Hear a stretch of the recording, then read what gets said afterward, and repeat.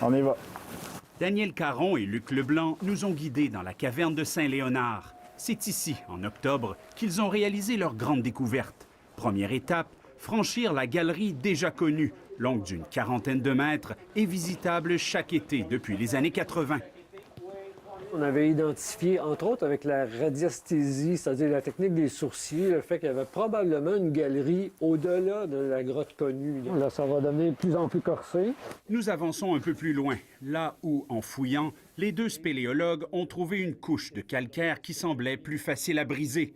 Apparut alors une fissure, puis le vide. Cet endroit-là, c'est la lucarne que nous avons élargie à partir d'un petit trou grand comme un fond de bouteille, en fait, et qu'on a élargi et qui donne vraiment sur le flanc, sur le plafond de la grande galerie. À partir de là, donc, nous serons en terrain vierge, l'endroit de la nouvelle découverte. Les quelques mètres qui suivent sont sportifs. Il faut ramper, s'accrocher à une corde, se tenir à l'échelle. Ouais, si tu es capable de sortir un genou, ouais, tu vas tout de suite le déposer dans l'échelle. Et voilà la toute nouvelle galerie, longue d'environ 275 mètres et haute de 6 mètres. Ces lieux ont été formés lors de la dernière période de glaciation, il y a au moins 15 000 ans. C'est immense, c'est vraiment impressionnant. Et là, actuellement, je marche là où, avant le mois d'octobre, personne dans l'histoire de l'humanité n'avait mis les pieds. Nous ne sommes pourtant qu'à 10 mètres sous le parc Pie-XII, dans l'arrondissement Saint-Léonard. La découverte est unique au Québec. La curiosité nous a conduit, par persévérance, à découvrir des vides pareils, avec des stalactites, avec un plan d'eau sur lequel on peut naviguer et tout, ce qui est vraiment exceptionnel, d'autant que c'est en milieu urbain en plus. Au plafond, des dizaines de stalactites assez exceptionnelles, parce que dans les conditions québécoises, il faut presque 1000 ans pour que se crée un petit centimètre de stalactite.